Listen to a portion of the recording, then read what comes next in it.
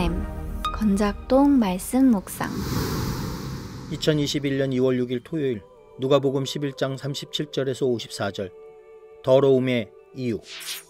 예수께서 말씀하실 때 한 바리새인이 자기와 함께 점심 잡수시기를 청함으로 들어가 앉으셨더니 잡수시기 전에 손 씻지 아니하심을 그 바리새인이 보고 이상히 여기는지라 주께서 이르시되 너희 바리새인은 지금 잔과 대접의 겉은 깨끗이 하나 너희 속에는 탐욕과 악독이 가득하도다. 어리석은 자들아, 겉을 만드시니가 속도 만들지 아니하셨느냐. 그러나 그 안에 있는 것으로 구제하라. 그리하면 모든 것이 너희에게 깨끗하리라. 화 있을진저 너희 바리새인이여, 너희가 박하와 운향과 모든 채소의 11조는 들이되 공의와 하나님께 대한 사랑은 버리는도다. 그러나 이것도 행하고 저것도 버리지 말아야 할지니라. 화 있을진저 너희 바리새인이여, 너희가 회당의 높은 자리와 시장에서 문안받는 것을 기뻐하는도다. 화 있을진저 너희여, 너희는 평토장한 무덤 같아서 그 위를 밟는 사람이 알지 못하느니라. 한 율법교사가 예수께 대답하여 이르되 선생님, 이렇게 말씀하시니 우리까지 모욕하심이니이다. 이르시되 화 있을진저 또 너희 율법교사여, 지기 어려운 짐을 사람에게 지우고 너희는 한 손가락도 이 짐에 대지 않는도다. 화 있을진저 너희는 선지자들의 무덤을 만드는도다. 그들을 죽인 자도 너희 조상들이로다. 이와 같이 그들은 죽이고 너희는 무덤을 만드니 너희가 너희 조상의 행한 일에 증인이 되어 옳게 여기는도다. 그러므로 하나님의 지혜가 일렀으되 내가 선지자와 사도들을 그들에게 보내리니 그 중에서 더러는 죽이며 또 박해하리라 하였느니라. 창세 이후로 흘린 모든 선지자의 피를 이 세대가 담당하되 곧 아벨의 피로부터 제단과 성전 사이에서 죽임을 당한 사가랴의 피까지 하리라. 내가 너희에게 이르노니 과연 이 세대가 담당하리라. 화 있을진저 너희 율법교사여, 너희가 지식의 열쇠를 가져가서 너희도 들어가지 않고 또 들어가고자 하는 자도 막았느니라 하시니라. 거기서 나오실 때 서기관과 바리새인들이 거세게 달려들어 여러 가지 일을 따져 묻고 그 입에서 나오는 말을 책잡고자 하여 노리고 있더라. 2월 6일 토요일 묵상을 나누겠습니다. 누가복음 11장 37절에서 54절이고요. 제가 정한 제목은 더러움의 이유입니다. 첫 번째, 깨끗함의 노력인데요. 바리새인들은 깨끗했습니다. 그들의 몸을 늘 깨끗하게 유지했고요. 그들의 옷차림새와 걸음걸이까지도 깨끗하게 유지했습니다. 그들은 언제나 타인의 모범이 되려고 노력했습니다. 백성들의 영적인 선생이라는 생각이 그들의 생각을 지배하고 있었기 때문에 언제나 깨끗하려고 노력했던 것이죠. 두 번째, 상대방에 대한 자세인데요. 그들은 이스라엘의 선생이라고 스스로 생각했습니다. 그래서 그들은 언제나 상대방을 판단하고 평가하고 정죄하는 것이 그들의 버릇이었습니다. 자신들이 만든 기준을 가지고 만나는 사람들을 재고 판단했던 것이죠. 자신들이 생각하는 기준에서 벗어나면 정죄했습니다. 정죄하는 그 마음이 사실은 가장 더러운 마음임을 그들은 모르고 있었습니다. 세 번째, 깨끗하지 못한 내면인데요. 바리새인들은 늘 깨끗하려고 노력했습니다. 리더였고 선생이었기 때문에 그랬습니다. 그러나 깨끗함은 그들의 외모일 뿐이었습니다.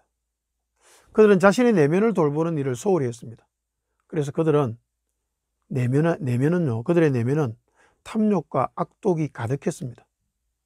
다른 사람의 눈에 보이는 것만 깨끗하게 하면 보이지 않는 내면은 어때도 상관없는 그런 사람들이었습니다. 무서운 사람들이었죠. 더러운 예수님인데요. 예수님은 바리새인들의 초대를 받아서 식사하러 가셨습니다. 근데 손 씻지 않고 식사하셨습니다. 바리새인들이 이상하게 여겼죠. 아마 마음으로 당연히 정죄했을 것입니다. 그들은 자신들의 기준으로 누군가를 정죄하는 것이 자신들이 가장 잘하는 것이었기 때문입니다. 그런데 예수님은 왜 손을 씻지 않으셨을까요? 바리새인들이 정죄할 것이라는 사실을 예수님이 모르셨을까요? 그럴 리가 없지 않겠습니까? 근데 왜 손을 씻지 않으셨을까요? 바리새인들에게 이 교훈을 하시기 위함이었을 것입니다. 어떤 가르침을 주시고 싶으셨을까요? 진짜 더러움은 외모의 더러움이 아니라 내면의 더러움이라는 사실을 가르치고 싶으신 것이 아니셨을까 싶습니다. 바리새인들은 이스라엘의 선생이라고 스스로 생각했습니다. 그래서 가르침에 집중했습니다. 더 이상 배울 것이 없는 가르치는 사람이라고 스스로 생각했던 것입니다. 더 이상 배울 것이 없다고 생각했기 때문에 그들은 속이 더러운 사람이 되었습니다. 그들은 배워야만 했습니다. 선생이라면 특히 배우는 자의 자세를 버리지 말아야만 합니다. 배움을 멈추는 순간부터 교만해지고 그 순간부터 내면은 더러움이 시작되는 것이거든요. 다섯 번째, 더러움의 이유입니다. 바리새인들의 내면이 더러운 이유가 무엇이었을까요? 주님의 말씀에서 힌트를 얻습니다. 43절 읽습니다. 화 있을진저 너희 바리새인들이여, 너희가 회당의 높은 자리와 시장에서 문안받는 것을 기뻐하는도다. 깨끗하려고 그렇게 노력했던 바리새인들이 더러울 수밖에 없었던 이유는 그들의 높아진 마음 때문이었습니다. 즉 그들의 선생됨이었습니다. 더 이상 배울 이유가 없는 선생이 되고 높은 자리에 앉는 것과 사람들의 문안을 받는 것을 기뻐하는 사람이 되면 자신의 내면을 돌아보는 일을 하지 않게 됩니다. 그때부터 내면의 더러움은 시작되는 것입니다. 제 이야기를 조금 드리겠습니다. 선생 되는 것이 과연 옳은가? 목회자는 선생인가? 심각하게 고민해야 될 문제였습니다. 저에게는 말입니다. 저는 불과 몇 년 전까지만 해도 선생 노릇을 해서 먹고 살았습니다.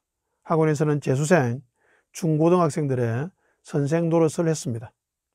지금은 교회에서 설교를 통해서 또 선생 노릇을 하고 있습니다. 두 아들들에게는 아버지로서 선생 노릇을 하고 있기도 합니다. 선생이라는 자리는 언제나 부담입니다. 가르치기만 하는 자리일 수 있기 때문입니다.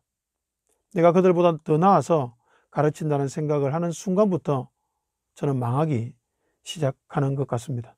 그 순간부터 저희 내면은 더러워지기 시작하는 것이기 때문입니다. 저는 먼저 배워야만 합니다. 더 많이 고민해야만 합니다. 선생이란 다 알아서 가르치는 사람이 아니라 먼저 배우고 더 많이 고민해서 그 고민을 던져주는 사람이 아닐까 싶습니다. 고민을 던져주는 사람, 그가 선생입니다. 당연히 가장 많이 고민해야 하는 사람, 그가 선생입니다. 왜 그럴까요? 사람이 선생되는 것은 애초부터 불가능하기 때문입니다. 사람은 선생이 없기 때문입니다. 오직 주님만 선생이시기 때문입니다. 마태복음 23장 8절 읽어드립니다. 그러나 너희는 랍비라 칭함을 받지 말라. 너희 선생은 하나요. 너희는 다 형제니라. 저는 학원에서는 가르치는 학생들의 형제였고요. 교회에서는 설교를 듣는 청중들의 형제입니다. 집에서는 아들들의 형제일 뿐입니다. 더 높은 존재가 아니라, 절대 권력을 가진 자가 아니라 그들과 동일한 지위를 가진 동일한 사람일 뿐입니다. 저에게도 그들에게도 오직 선생은 주님뿐이십니다. 그것을 알아야만 내면이 더러워지는 위험성에 조금 덜 노출될 것 같습니다. 내면이 더러워지는 위험에 노출되는 안타까움에서 벗어나는 선생 되기를 자처하지 않고 겸손히 이웃과 동행하는 저와 여러분 되시기를 축복합니다. 아멘.